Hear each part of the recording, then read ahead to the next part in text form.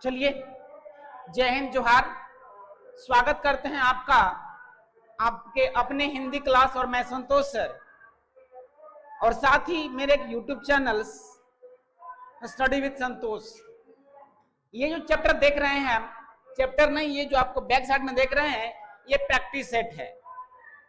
ठीक है कि ये जो प्रैक्टिस सेट है आपके एग्जाम की दृष्टि से उत्पाद सिपाही हो कि उसके दृष्टि से महत्वपूर्ण तो है ही, साथ ही आने वाला जो झारखंड पुलिस है मैट्रिक लेवल पर, उसके दृष्टि से भी ये महत्वपूर्ण है। साथ ही ये उन विद्यार्थियों के लिए भी है जो अभी मैट्रिक कक्षा में गए हैं। ठीक है, उनके लिए भी ये है कि उनके एग्जाम में भी 40% का ऑप्शनल क्वेश्चन जो आते हैं लगभग यही आते हैं। उत्पाद सिपाही हो या झारखंड पुलिस हो, ठीक, या फिर मैट्रिक स्तर के जितने सारे एग्जाम झारखंड में होने वाले हैं, उन सभी के दृष्टि से ये सारे क्वेश्चंस महत्वपूर्ण हैं। ठीक, आप मेरा जो चैनल है उसको भी सब्सक्राइब कर लें। ठीक, चलिए मिलते हैं आपको। और कुछ क्वेश्चन जैसा कि आप जानते हैं कि क्षितिज भाग 1 जो भाग 2 का जो दो किताब है, कृतिका और क्षितिज का पहला बुक हमने कर दिया समाप्त। तो जाके जितने सारे वीडियो हैं पिछले वाले आप देख सकते हैं और उसकी तैयारी कर सकते हैं। आज उसी बुक से प्रैक्टिस सेट कुछ प्रश्नों को लेकर आए हैं जो आपके एग्जाम के दृष्टि से महत्वपूर्ण है। चलिए, सभी को फिर से गुड इवनिंग, जय हिंद, जोहार। ठीक, और स्वागत है आपका अपना हिंदी क्लास और मैं संतोष सर। चलिए, सबसे पहले अब क्वेश्चन को देखते हैं। तो क्वेश्चन पहला तो आपका क्वेश्चन होगा कि सर कृतिका बुक कब पढ़ाइएगा। कृतिका बुक भी पढ़ाया जाएगा, डोंट वरी। एग्जाम में ऐसा कोई क्वेश्चन नहीं होगा जो आपको छूट जाए, कोई छूटेगा ही नहीं मतलब। इसलिए लगे रहिए, पढ़ते रहिए और अपना IQ बढ़ाते रहिए। तो चलिए शुरू करते हैं पहला क्वेश्चन से। ठीक, पहला क्वेश्चन बोलता है कि इसमें सूरदास के गुरु कौन थे। याद होगा पहला चैप्टर हमने पढ़ाया था सूरदास के पद, उसमें इस क्वेश्चन का जिक्र हुआ था। ठीक, और चलिए एक चीज और बता दे, सभी क्वेश्चनों पर कम से कम 5 से 7 मिनट का समय दिया जाए। अगर जिस क्वेश्चन में कंफ्यूजन होगा उससे रिलेटेड जितने सारे टॉपिक बन सकते हैं जो याद होंगे उन सभी पर हम लोग बात करते चलेंगे। ठीक, तो चलिए शुरू करते हैं पहला क्वेश्चन पर कि इनमें से सूरदास के गुरु कौन थे। ऑप्शन है रामानंद सागर, नरहरि नंद हैं, महाबल्लभाचार्य महाप्रभु हैं और विठल नाथ हैं। ठीक, कोई दिक्कत? तो बताइए इसमें से गुरु कौन है। ठीक, आप सभी का आप लोगों ने कहा कि चलिए तो मिलते हैं वन काशी, यानी कि ये जो देख रहे हैं पहला क्वेश्चन, पहला जो क्वेश्चन देख रहे हैं इसका उत्तर क्या होगा? सी, महाप्रभु बल्लभाचार्य। देखिएगा, याद कीजिएगा। अच्छा, तुलसीदास के बारे में था वो।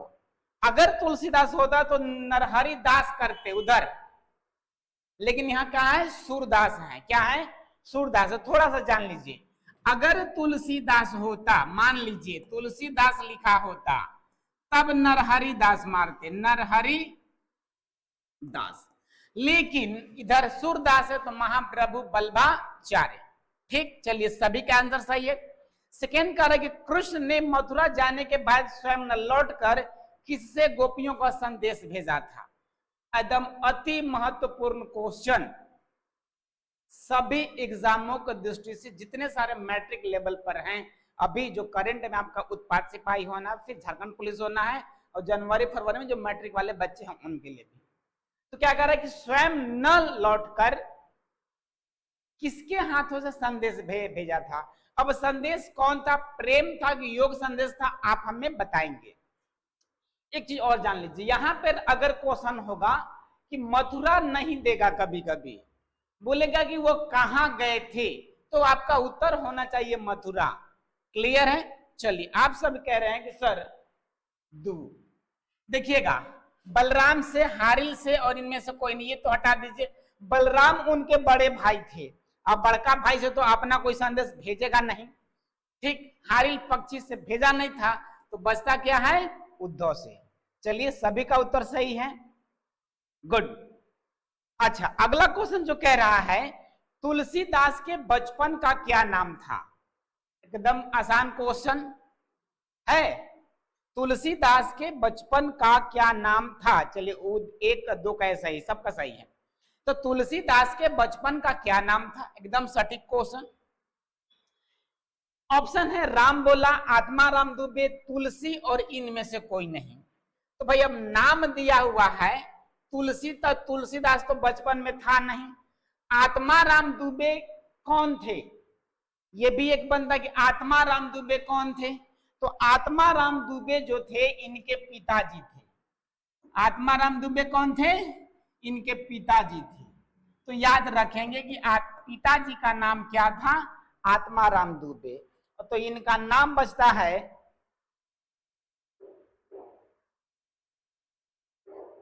हाँ बिल्कुल अजरुद्दीन जी, चिंता नहीं कीजिए।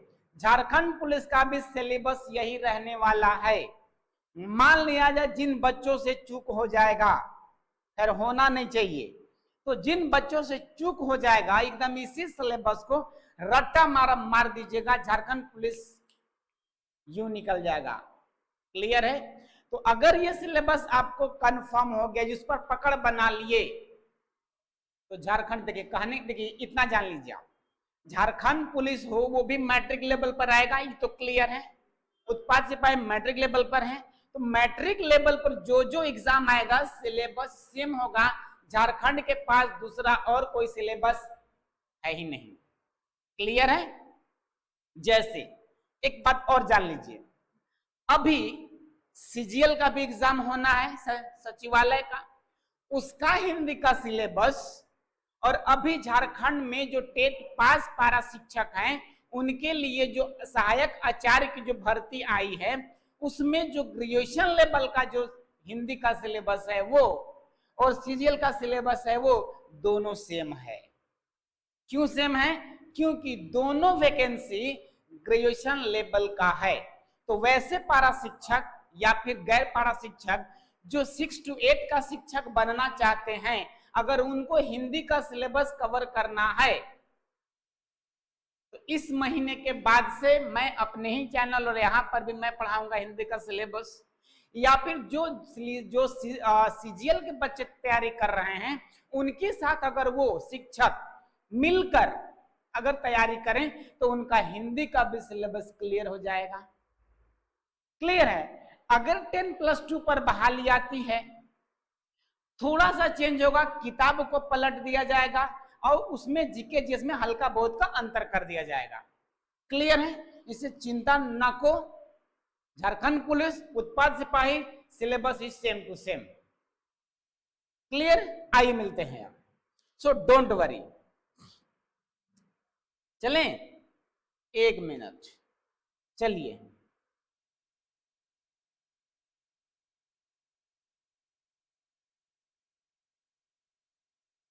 ओ my God Sonu ji, CRPF मेरे घर से 2 किलोमीटर की दूरी पर था, वो शहीद हो गया।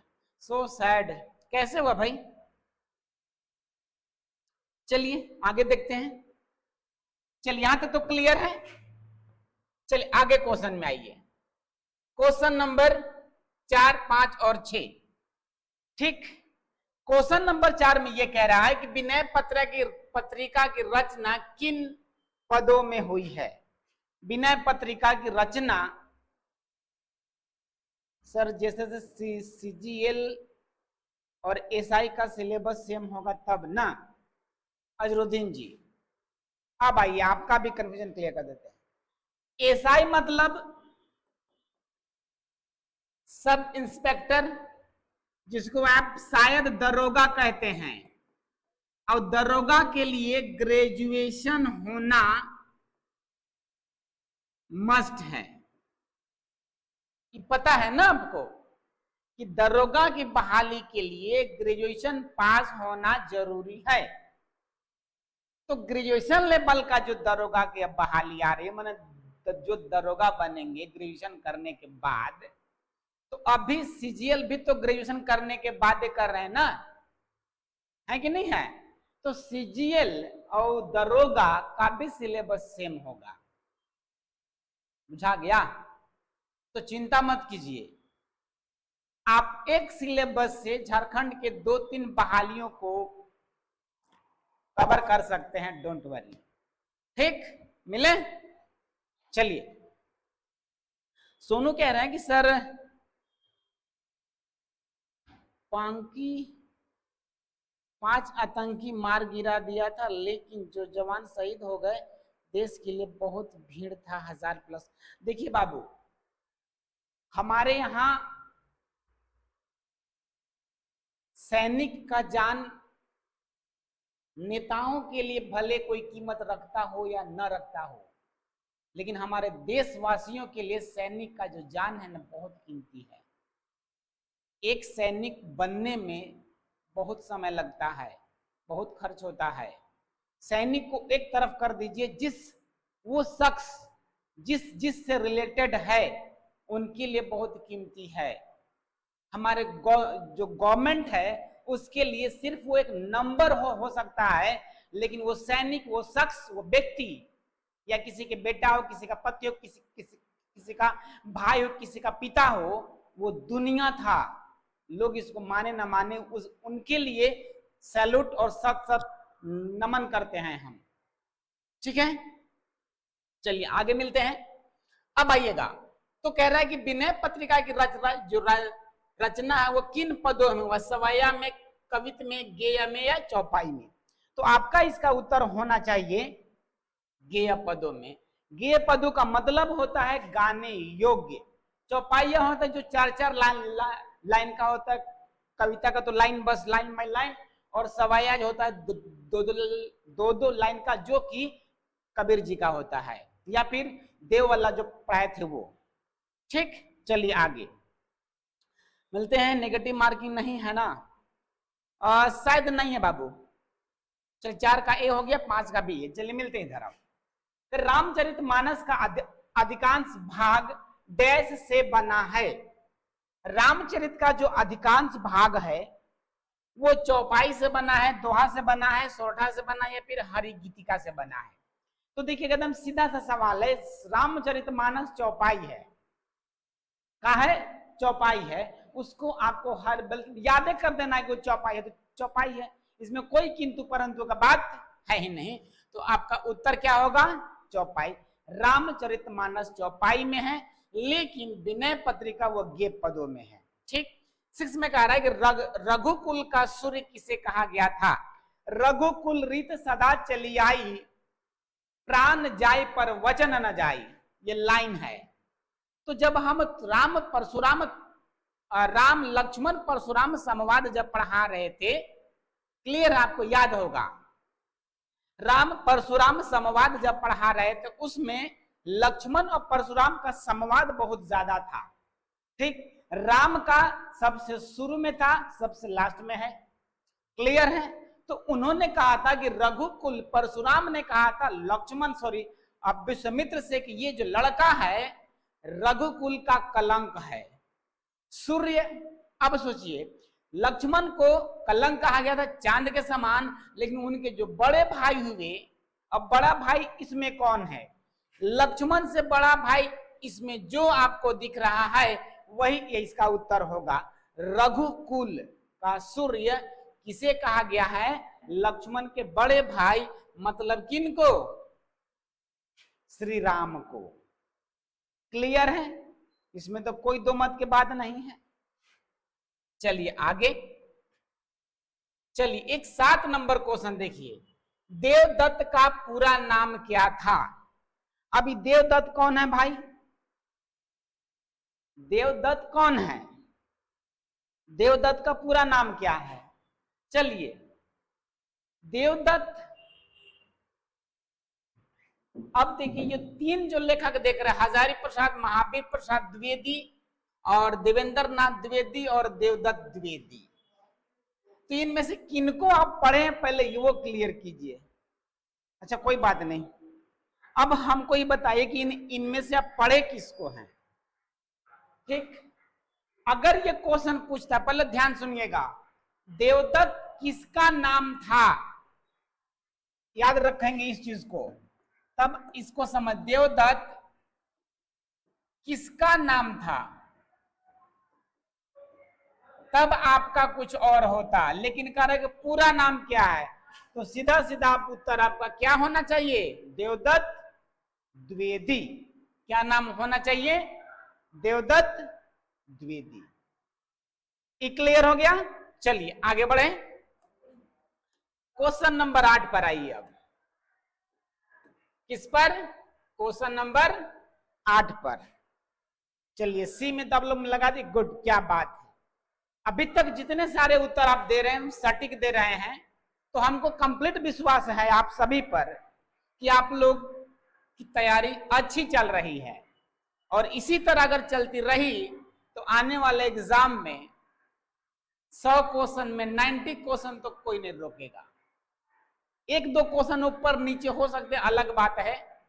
90 क्वेश्चन तो कोई नहीं रोकेगा, 80 तो कहना ही नहीं है। इसीलिए तैयारी बिल्कुल कमजोर नहीं होनी चाहिए। मिले, श्री ब्रजदुल्ह किसे कहा गया है, देव द्वारा लिखित। हमने पढ़ाया था, याद कीजिएगा, देव के सवैये थे और कवित था, याद कीजिएगा। ठीक, चैप्टर नंबर 3 कविता, देव द्वारा लिखित। तो उसमें श्री ब्रजदुल्ह किसे, अब ब्रज है तो ब्रज में कौन रहते हैं भाई, होली खेले रघुबीरा, अब वो तो अवध में खेले थे। होली अवध में कौन खेले थे, रघुबीरा। अब ब्रज में कौन खेले थे, नंदलाला। तो नंदलाला किसको कहा गया, ऑप्शन में कहीं दिख रहा है वैसा, किसको कहेंगे। चलिए आपका उत्तर सही है, तो उत्तर क्या होना चाहिए, श्री कृष्ण को। क्लियर है। चलिए, कवित किस कवि की रचना है, अभी तुरंत हमने कहा, अभी तुरंत हमने आपसे कहा कि कवित किसकी रचना है। हमने भी तो कहा अभी ना कि अब बता देंगे तो तुरंत हो जाएगा कि चैप्टर नंबर 3 था। मतीराम को पढ़े नहीं है, बिहारी को पढ़े नहीं है, चिंतामणि को पढ़े नहीं है, तो पढ़े किसको हैं, देव साहब को। तो आपका ये उत्तर क्या होना चाहिए, देव। यानी कि इस क्वेश्चन से ये समझ में आ रहा है कि कवि और उसके कविता और कवि और लेखक और पाठ, यानी लेखक और कवि का पाठ सहित आपको नाम भी याद कर लेना है। जैसे मान लीजिए पूछ देगा कि इनमें से सूर्यकांत त्रिपाठी जी की रचना कौन सी है, तो आपको याद करना होगा कि उत्साह और अंट नहीं रही है, याद करना पड़ेगा। क्लियर है। मंगलेश डबराल की रचना कौन सी है, तो संगतकार आपको याद करना पड़ेगा। ऐसा समझ में क्वेश्चन पूछ देगा कि मानवीय करुणा का दिव्य चमक किसके द्वारा लिखा गया है, 4 ऑप्शन, तो आपको याद करना पड़ेगा कि सक्सेना साहब का है। क्लियर है। चलिए अगला क्वेश्चन में आइए। और 10 में कह रहा है कि जयशंकर प्रसाद किस काव्य विधा के कवि हैं, भाववादी, छायावादी, प्रकृतिवादी या निर्मलवादी। ठीक, 10।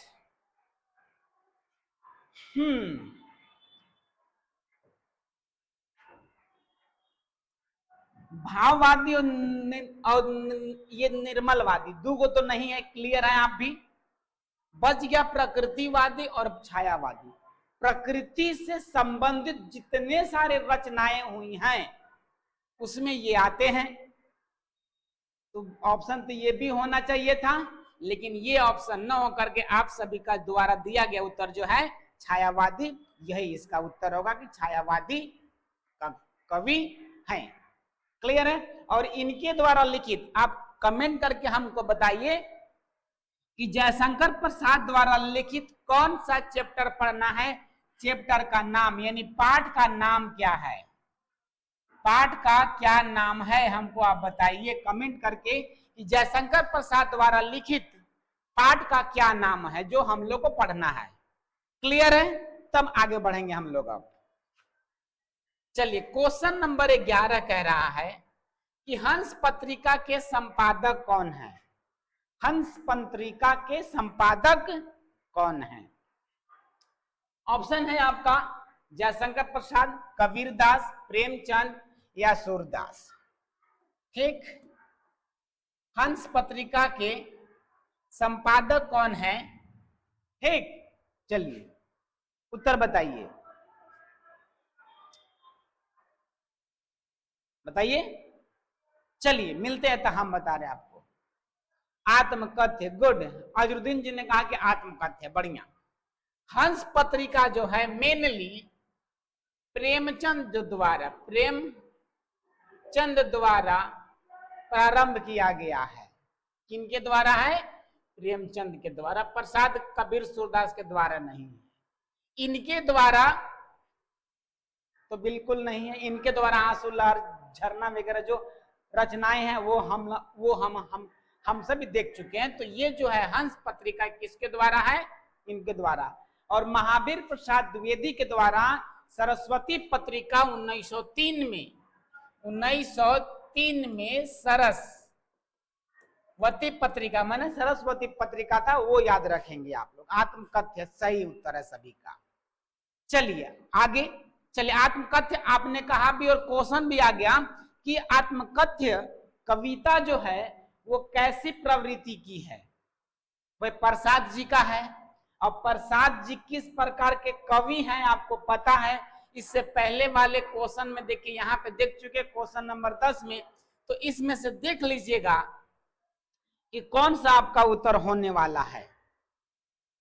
ठीक, तो जो उत्तर आप 10 में मारे हैं वही उत्तर आपका कितना में होगा? 12 में होगा। तो अगर आपने उत्तर अगर बी मारा होगा, मतलब छायावादी, तो आत्मकथ्य कविता भी जो है वो क्या है? छायावादी है। इस चीज को आप जरूर याद करेंगे। क्लियर है? और क्वेश्चन नंबर 13, सूर्यकांत त्रिपाठी का जन्म कहां हुआ था?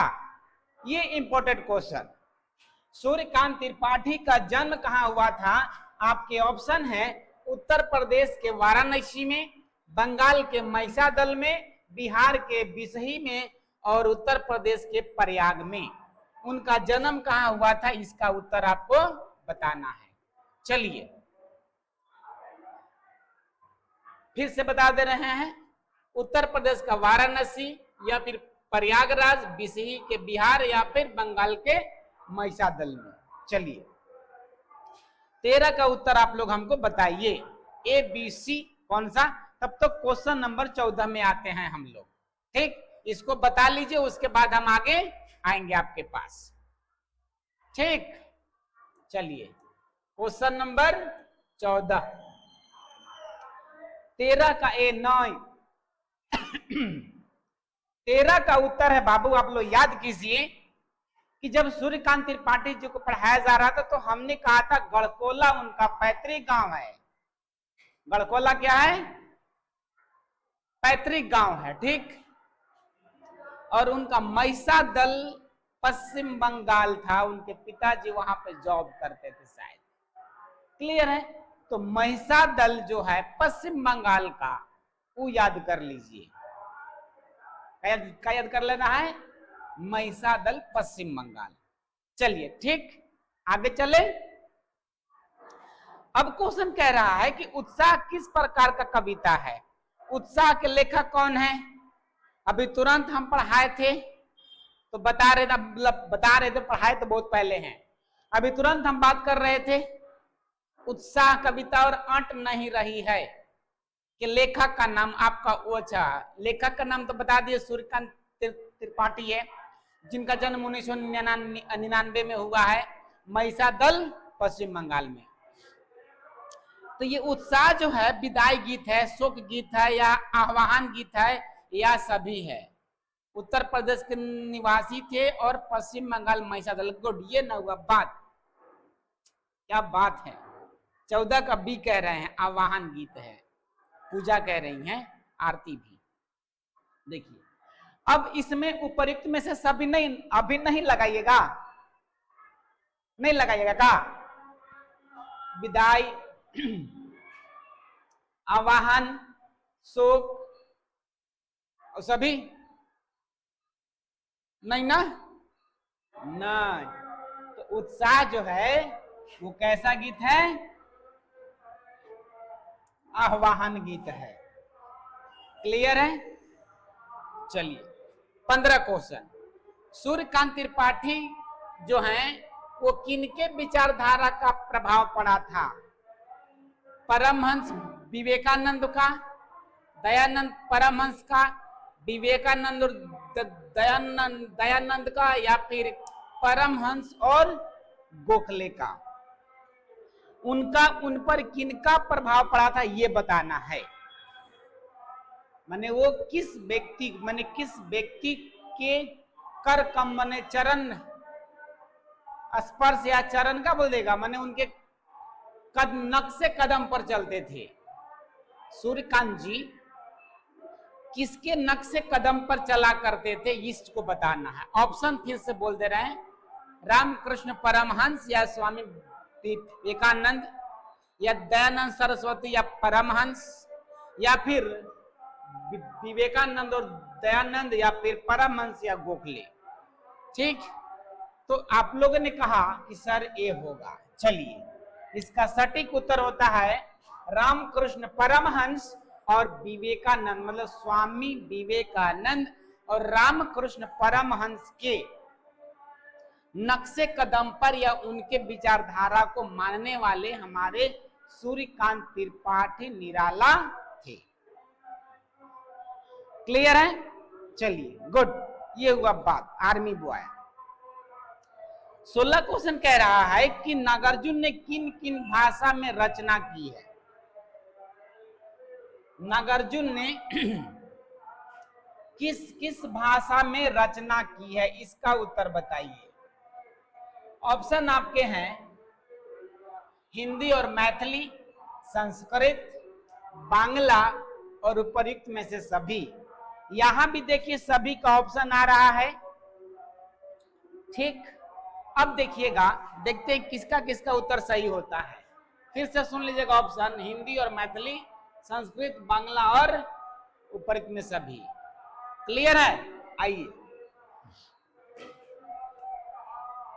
संस्कृत तो होना ही होना है, यो होना ही होना है, एक बच गया बांग्ला, तो आपका उत्तर ये भी सही है। मतलब हिंदी मैथिली तो है, ये है, संस्कृत भी है, बांग्ला भी है, तो आपका उत्तर क्या होना चाहिए? इनमें से सभी, यानी 16 का क्या हो गया? डी उत्तर कंप्लीट। क्लियर है? चलिए आगे मिलते हैं। क्वेश्चन नंबर 18 कह रहा है कि नागार्जुन का मूल नाम क्या था? नागार्जुन का मूल नाम क्या था? ऑप्शन वैद्यनाथ मिश्र, यात्री, वैद्यनाथ द्विवेदी या वैद्यनाथ उपाध्याय। देखिएगा वैद्यनाथ और वैद्यनाथ तीनों में है, तीनों के साथ मिश्र लगा हुआ, एक के साथ मिश्र है, द्विवेदी है और उपाध्याय है, और यहाँ एक यात्री भी लिखा हुआ है। तो आपका उत्तर हमको बताइए कि क्या होना चाहिए? 17 का ए। ठीक, ये हुआ बात। इसको बोलते हैं डिस्क्रिप्शन आर्मी बॉय। अगर पूछता कि नागार्जुन का तो मूल नाम, तो मान ले चलिए ठीक है, आप सभी का उत्तर सही है, वैद्यनाथ मिश्र है, ठीक ना। लेकिन अगर इनको पूछता किस नाम से जाने जाते हैं या इनका उपनाम क्या है, तो आपका उत्तर क्या हो जाएगा? यात्री हो जाएगा। या फिर इनमें से यात्री किसको कहते हैं? ऑप्शन हो जाएगा नागार्जुन। ठीक, मूल नाम वैद्यनाथ मिश्र और उपनाम यात्री। इस चीज को आप याद रखेंगे हर हाल में। क्लियर है? चलिए अजरुद्दीन जी का, कमलेश जी का, आरती का, रंजित, सुजीत, मुकेश, सोनू, सबका सही आर्मी बॉय। सभी का उत्तर सी। किसका मारा है सोनू जी? आप द्विवेदी नहीं था? अच्छा 18 का बता रहे हैं। चलिए 18 का क्वेश्चन देख लीजिए। चलिए दोनों क्वेश्चन तीनों कर दे रहे हैं। आइए देखिए, क्वेश्चन को अगर हम लोग सिर्फ उत्तर न जान करके अगर डिस्क्रिप्शन से पढ़ते हैं, उसके बारे में समझकर उसको थोड़ा सा विस्तार करके अगर पढ़िएगा ना, तो लगभग सारे क्वेश्चन उससे रिलेटेड भी पकड़ा जाएंगे और वो क्वेश्चन हर हाल में आपके लिए क्या होगा, इंपॉर्टेंट बन जाएगा और याद हो जाएगा। इसीलिए कहते हैं कि सिर्फ ऑप्शन याद मत कीजिए, उस क्वेश्चन से संबंधित जितने सारे उत्तर बन सकते हैं या फिर उस क्वेश्चन से और जितने सारे क्वेश्चन बन सकते हैं उनको सबको पढ़ा कीजिए। ठीक, इसलिए परीक्षा उपयोगी न पढ़ करके ज्ञान उपयोगी भी पढ़ना आवश्यक है। क्लियर है? और आप सभी इस चीज में आप सभी माहिर हैं, मालूम है हमको। सो बेस्ट ऑफ लक कीजिए और इसी तरह पढ़ाई कीजिए। चलिए अगले वाले क्वेश्चन पर आते हैं। गिरजा कुमार माथुर, अब पहला क्वेश्चन हम दे रहे हैं आपको कि गिरजा कुमार माथुर जो है उनका रचना माने उनका पाठ कौन सा पढ़ना है, कमेंट कीजिए आप लोग। पहला चीज माने उनके द्वारा लिखित कौन सा पाठ हमको पढ़ना है उसको कम आप लोग लिखिए। यहाँ क्वेश्चन कह रहा है कि प्रारंभिक शिक्षा कहाँ से मिला है, सागर से मिला है, बिजनौर से मिला है, झांसी उत्तर प्रदेश या वाराणसी उत्तर प्रदेश। अब आइए, इनका जो प्रारंभिक शिक्षा है, पूजा, सुजीत जी डी उत्तर बता रहे हैं। हाँ चलिए, अच्छा। और गिरजा कुमार माथुर का जन्म एमपी में, प्रारंभिक शिक्षा झांसी से। क्या बात है, आर्मी बॉय, सैल्यूट है आपको, ऐसे भी आपका नाम है आर्मी बॉय। और रविरंजन जी, अच्छा ठीक है बाबू, भेज दे रहे हैं इसका, अभी इसको जितना सारा अभी क्वेश्चन जो हम लाए हैं उसको करा देंगे, बाकी जो बचेगा उसका ऐसा करते हैं ना कि इसका जैसे अभी जितना हो पाएगा उतना सारा करा देंगे, जो बचेगा 2-3 क्लास में खत्म कराने के बाद जो एक बार पीडीएफ उसको हम इस चैप्टर वाला सेंड कर देंगे। ठीक है, कोई आपत्ति नहीं होगा आपको भी और हमको भी। चलिए, आर्मी बॉय ने कहा कि सर छाया मत छूना। गुड। गिरजा कुमार माथुर द्वारा जो लिखित जो चैप्टर है वो छाया मत छूना, और इनका जन्म हुआ था कहाँ पे, एमपी में हुआ था, गुना जगह पर, और शिक्षा हुआ था झांसी। अब देखिए तो झांसी करने हैं, सी ऑप्शन में झांसी है, तो आपका उत्तर क्या हो गया, झांसी का उत्तर प्रदेश, या उत्तर प्रदेश का झांसी बोलिए। क्लियर है? अब देखिए यहाँ आ गया ना, इसका उत्तर देखिए यहीं आ गया कि छाया मत छूना कविता के माध्यम से कवि ने जीवन में किसकी उपस्थिति को दर्शाया है, मन की उपस्थिति, सौंदर्य की उपस्थिति, मनोविज्ञान की उपस्थिति, या सुख और दुख का, इसका उपस्थिति। ठीक,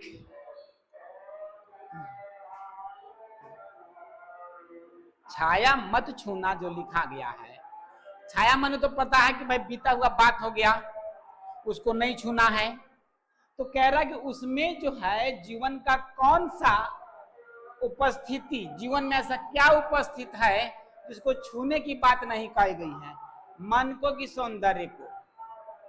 मन तो सदैव आपके पास है, इसमें कोई दुमत की बात नहीं है। हाँ, अब मन किसी को दे दिए हो तो अलग बात है। देखिए अभी देने लेने का काम मत कीजिए, आई रिक्वेस्ट, सिर्फ अभी अपने पास रखिए। ठीक, जब जॉब हो जाए, पैसा आ जाए, तब लेन देन कीजिए, कोई दिक्कत नहीं है। अच्छा, सौंदर्य के बात रहा तो हमने कहा था बाबू याद कीजिए कि भाई साहब अभी उम्र है, अपने लुक पर ध्यान मत दीजिए, अभी बुक पर ध्यान दीजिए। किस पर ध्यान दीजिए? अभी जिस परिस्थिति से हम गुजर रहे हैं जनाब, अभी जिस परिस्थिति से गुजर रहे हैं जनाब, लुक पर ध्यान नहीं दे सकते हैं, क्योंकि परिस्थितियां ऐसी है कि बिना बुक का ध्यान दिए कुछ नहीं होने वाला है। तो जिस दिन आपने बुक पर ध्यान दिया, लुक आपका सुधर जाएगा, आई ग्रांटेड। ठीक, तो आप बुक पर ध्यान दीजिए, लुक पर नहीं। तो सौंदर्य और मन को हटाइए, मनोविज्ञान को भी हटाइए, बचता क्या है, सी, और उस तरह सुख, और क्या बचता है, दुख। क्लियर है?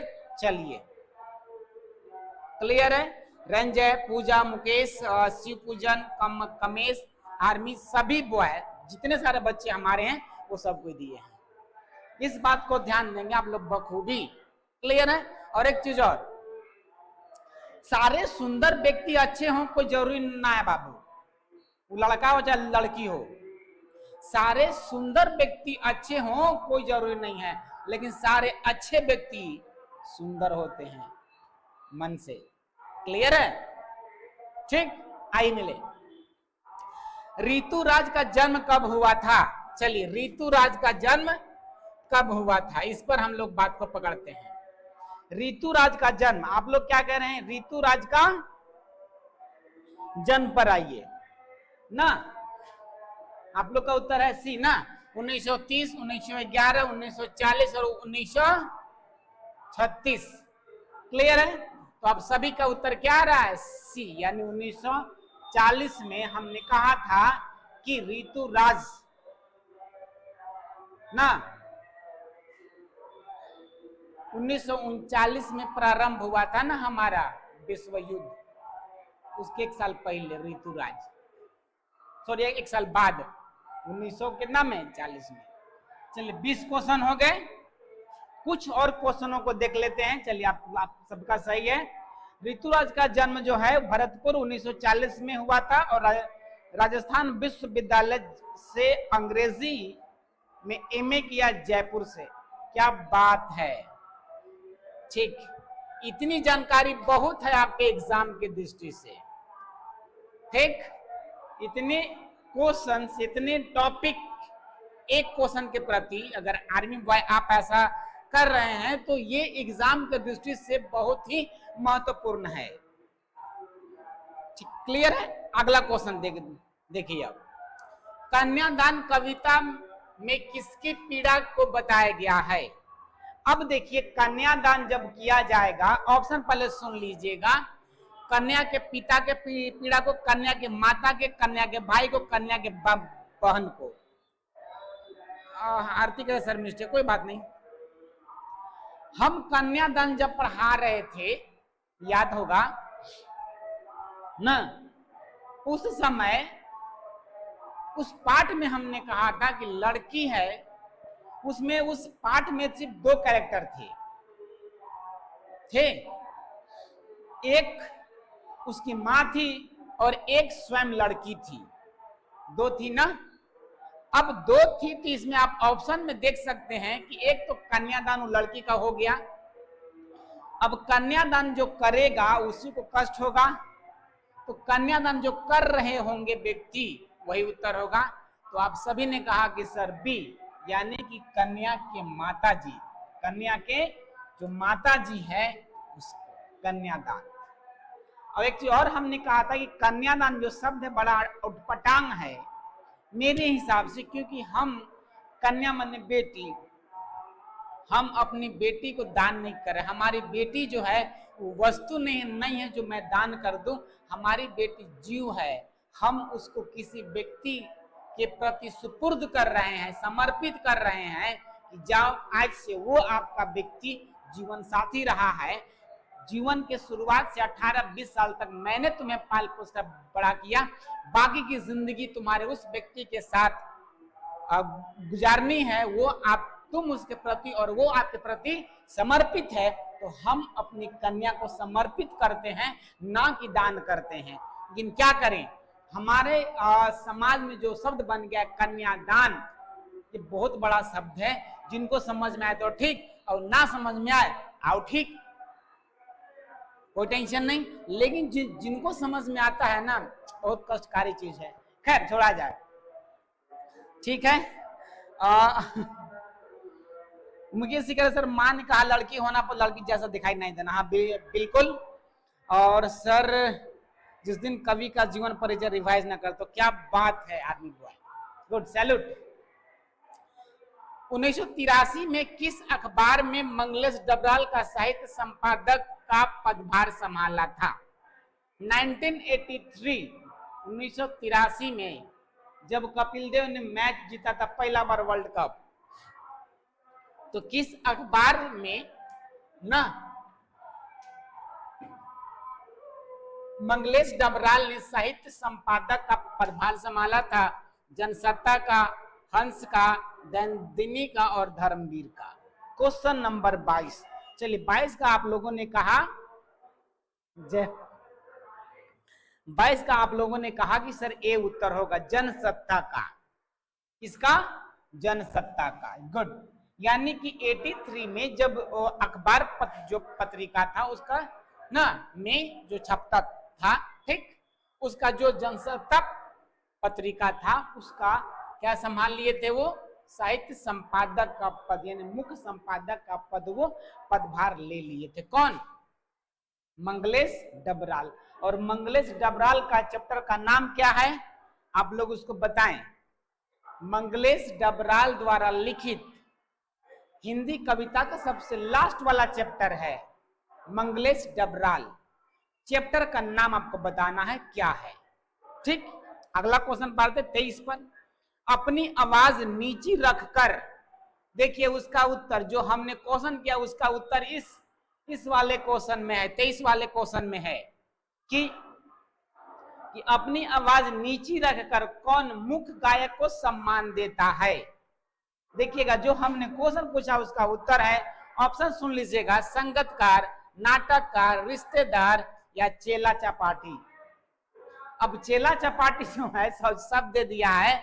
अब देख लीजिए आप लोग, चेला कहिएगा, नाटककार तो कह नहीं सकते हैं और रिश्तेदार तो कह नहीं सकते, काहे कि आवाज नीची करने का काम इन लोग दोनों का तो है नहीं। रिश्तेदार रे बप्पा मत पूछिए, आपका पल पल का खबर रखते हैं, आप करते कहाँ हैं, चलते कहाँ हैं, पहनते कहाँ हैं, मिलते किससे, सब का खबर इनके पास होता है बाबू। तो रिश्तेदार से बच गए तो सबसे बच गए। आपको हुड़ते हैं रोज, तब बाबू क्या चल रहा है आजकल, कहाँ रह रहे हो, क्या पढ़ रहे हो, बहुत तरह के क्वेश्चन। कभी जिंदगी में ये नहीं पूछते हैं कि तुमको कष्ट क्या है, तुमने खाना खाया था कि नहीं खाया था, ये नहीं पूछते हैं तुम्हारे पास पैसे की तंगी है कि नहीं, ये नहीं पूछते हैं। आपको उंगली करते रहते हैं या खाली आपका टांग खींचते रहते हैं। तो आवाज नीची करने का तो बात है नहीं। बच गए चेला चपाटी। अब चेला कर सकता है, लेकिन इसका उत्तर आप लोग कह रहे हैं कि संगीतकार। कौन? संगीतकार। 23 में आंसर है सर। गुड।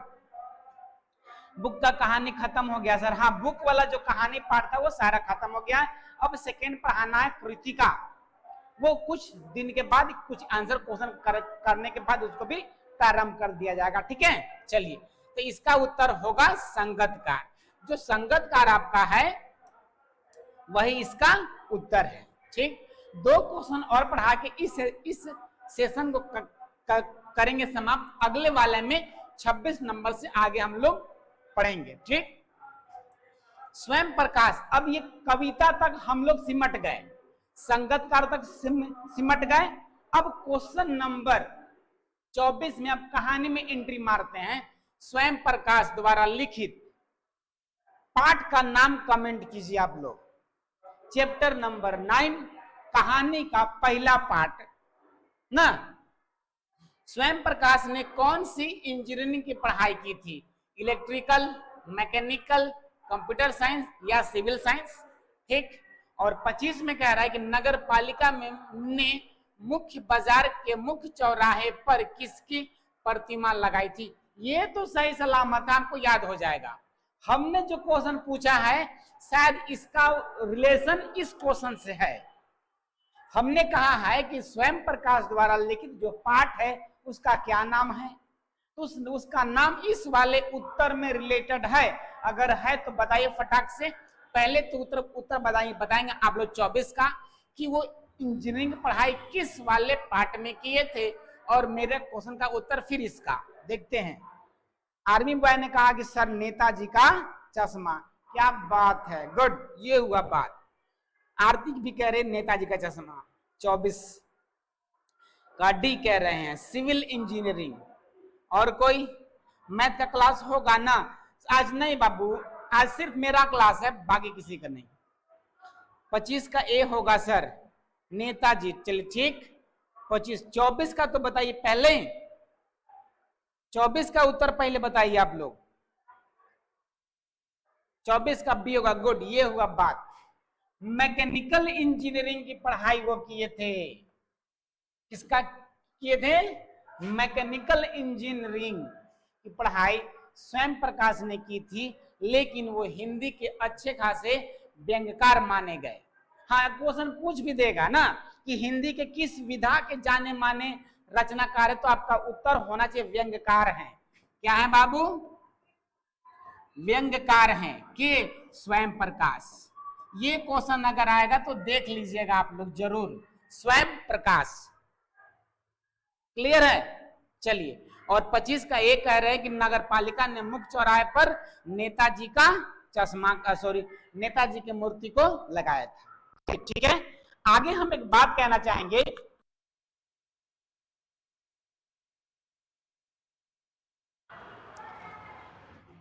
ये 25 क्वेश्चंस प्रैक्टिस कराने का मेरा मतलब सिर्फ इतना था कि आप लोग सजग हो जाइए, इस पैटर्न को जान जाइए जैसे पिछले वाले सभी क्लासों में कराया जाता है।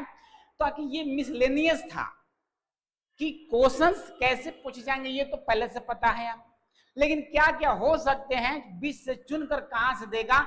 आप लोगों ने देखा कि किताब के बीच वाला टॉपिक भी कुछ कुछ था, तो बाकी जो 26 से क्वेश्चन है वो अगले वाले क्लास में हम लोग आगे देखेंगे।